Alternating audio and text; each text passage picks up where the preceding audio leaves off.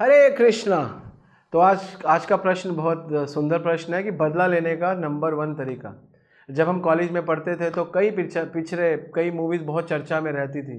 Aunty number 1, hero number 1 और coolie number 1, है ना।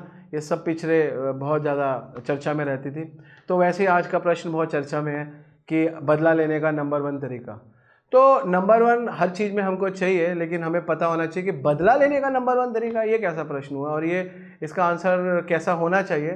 तो वास्तव में बदला लेना चाहिए। हाँ, एक अगर सरल भाषा में देखो तो एक व्यक्ति कहता है उसने मेरे साथ गलत किया तो मैं उसके साथ गलत करूँगा, तो बदला लेता है। लेकिन ये नंबर 1 तरीका नहीं है। नंबर 2, नंबर 3, नंबर 4, कहीं जाके नंबर 10 तरीका है। नंबर 1 तरीका ये है कि जिससे हम बदला भी ले लें और कल्याण भी कर दें। वाह, कोई ऐसा कार्य करो जिससे कल्याण हो, जिससे कल्याण हो। तो नंबर 1 तरीका यही है, उसको क्षमा कर दो। क्षमा कर दे। उसने हमारे साथ गलत किया, हम उसको क्षमा कर दे। नहीं, कोई गलत नहीं किया।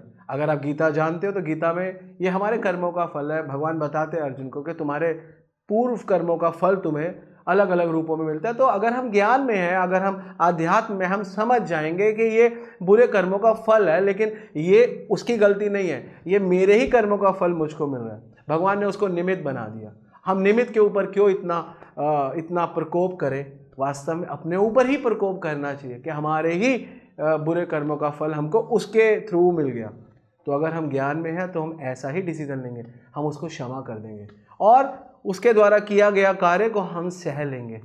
भगवान अर्जुन को भगवद गीता में ये बोलते हैं और ब्रह्मा जी खुद इस चीज़ को एक्सेप्ट करते हैं भागवतम में। तत्यनुकंपा सुमिक्षमाणा भुंजान एवात्मकृतम विपाकम, कि हे कृष्ण, मैंने गलती करी, भगवान के बछड़े चुराए, मैं उस गलती के लिए क्षमा प्रार्थी हूँ और आप जो भी मुझे जो भी कुछ सजा दोगे मैं उसको सहन करूँगा।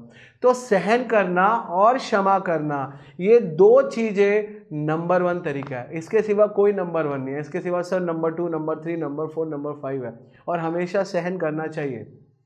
सहनशीलता और क्षमा, ये 2 चीज़ें प्रभुपाद जी हमेशा बोलते थे। प्रभुपाद जी कहते थे इन दोनों को अपनी ढाल बना लो, आध्यात्मिक उन्नति हो जाएगी। और ये 2 चीज़ें जो प्रभुपाद जी बहुत समय पहले बोल के गए, आज हम इसी को अपने इस क्वेश्चन के आंसर से समाप्त करेंगे, क्योंकि ये 2 चीज़ें ही वास्तव में हमारे को नंबर 1 तरीके से क्षमा करने में और नंबर 1 तरीके से सहन करने में हमें अग्रसर करती है। और इससे श्रेष्ठ कोई और तरीका नहीं है। और सारे तरीके आपको नीचे गिराएंगे और आप ही गिर जाओगे।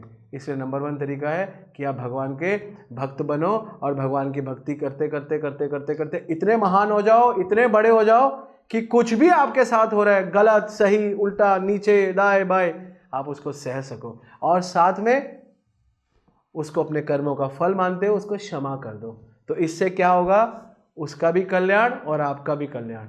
और इसके सिवा और कोई रास्ता नहीं है। बाकी सारे तरीके आपको नीचे गिरा देंगे और आपका कोई कल्याण नहीं होगा। इसलिए आध्यात्म में बने रहने के लिए भगवद गीता पढ़िए। भगवद गीता में ऐसे ऐसे संस्करण के भगवद गीता एक ऐसी पुस्तिका है, एक ऐसा शब्दकोश है, इसमें पूरे विश्व के सारे प्रश्नों के उत्तर है। चाहे वो प्रश्न सीधे हो, चाहे प्रश्न टेढ़े हो, चाहे प्रश्न बहुत टेढ़े हो।